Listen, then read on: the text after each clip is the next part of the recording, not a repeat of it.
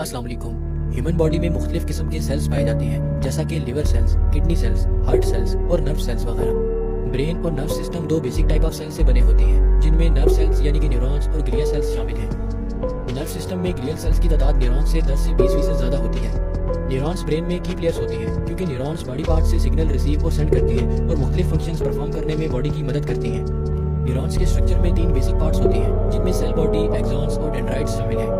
Cell body में nucleus होता है, जो सेल के फंक्शन को कंट्रोल करता है। एक्सॉन्स एक लॉन्ग रील की तरह दिखाई देती हैं, जो सेल से मैसेजेस ट्रांसफर करती हैं।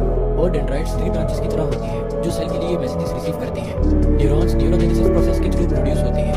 न्यूरोजेनेसिस प्रोसेस प्रेगनेंसी की 10th वीक में शुरू होता है और 25th वीक में एंड होता है। इस दौरान एम्ब्रियो में मौजूद स्टेम सेल्स ब्रेन के प्राइमरी सेल्स की फॉर्मेशन के लिए केमिकल सिग्नल्स रिसीव करती हैं, जिन्हें न्यूरॉन्स कहते हैं। आल्सो के न्यूरॉन सेल्स हमारी पैदाइश के वक्त मेजॉरिटी में हमारे ब्रेन में मौजूद होती है, लेकिन न्यूरोजेनेसिस एक लाइफ लॉन्ग प्रोसेस है। बर्थ के बाद न्यूरोजेनेसिस का प्रोसेस ब्रेन के हिप्पोकैम्पस रीजन में हो रहा होता है, जहां न्यूरॉन्स की तादाद डिवीजन के थ्रू इंक्रीज होती है, और ये या तो 2 स्टेम सेल्स में डिवाइड होती है या फिर 2 नर्व सेल्स में।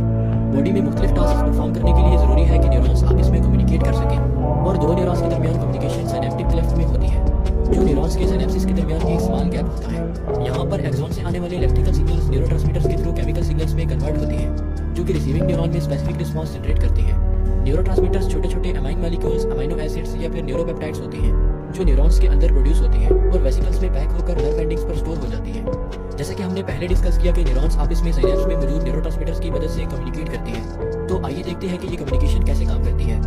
हर न्यूरल साइनेप्स के 3 पार्ट्स होते हैं, जिनमें प्री साइनेप्टिक मेम्ब्रेन जो कि एक्सॉन टर्मिनल की मेम्ब्रेन होती है, पोस्ट साइनेप्टिक मेम्ब्रेन जो कि टारगेट सेल की मेम्ब्रेन होती है, जो ज्यादा डेंड्राइट्स होती है, और सिनेप्टिक क्लेफ्ट जो प्री साइनेप्टिक और पोस्ट साइनेप्टिक मेम्ब्रेन के दरमियान गैप को कहती है। प्री साइनेप्टिक नर्व फाइबर्स के टर्मिनल्स पर बहुत सारी वेसिकल्स होती हैं, जिनमें न्यूरोट्रांसमीटर स्टोर होती है।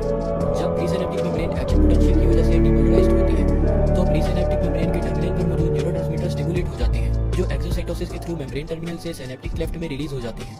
सिनेप्टिक क्लेफ्ट क्रॉस करने के बाद न्यूरोट्रांसमीटर्स पोस्ट सिनेप्टिक मेम्ब्रेन पर मौजूद रिसेप्टर्स के साथ अटैच हो जाते हैं। जब न्यूरोट्रांसमीटर रिसेप्टर के साथ अटैच होते हैं, तो post synaptic membrane channels open या क्लोज हो जाते हैं।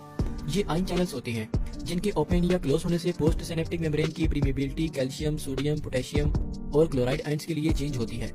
अगर न्यूरोट्रांसमीटर टारगेटेड सेल्स को एक्शन के लिए स्टिमुलेट करें, तो इसे एक्साइटेटरी न्यूरोट्रांसमीटर कहते हैं, जो एक्साइटेटरी सिनेप्सिस पर एक्शन परफॉर्म करता है।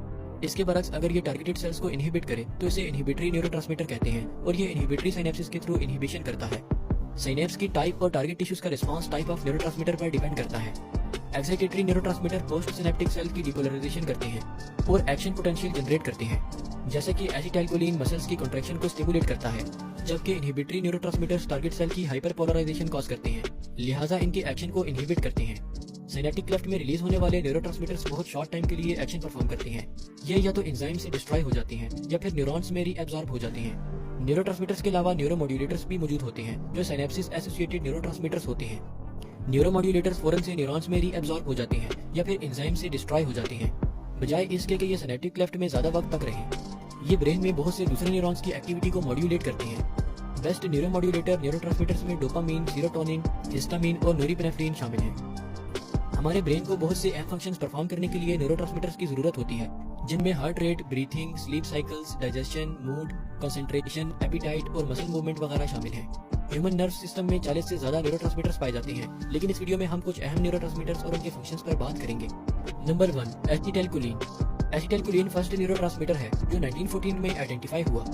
एसिटाइलकोलिन एसिटिक एसिड और कोलिन से बना होता है, और ये ह्यूमन बॉडी में सबसे ज्यादा पाए जाने वाला न्यूरोट्रांसमीटर है। ये दोनों नर्व सिस्टम यानी कि सेंट्रल नर्वस सिस्टम और पेरिफेरल नर्वस सिस्टम में पाया जाता है। ये एक्साइटेटरी न्यूरोट्रांसमीटर के तौर पर फंक्शन परफॉर्म करता है और कोलिनर्जिक न्यूरॉन के एंड पर वेसिकल से रिलीज होता है।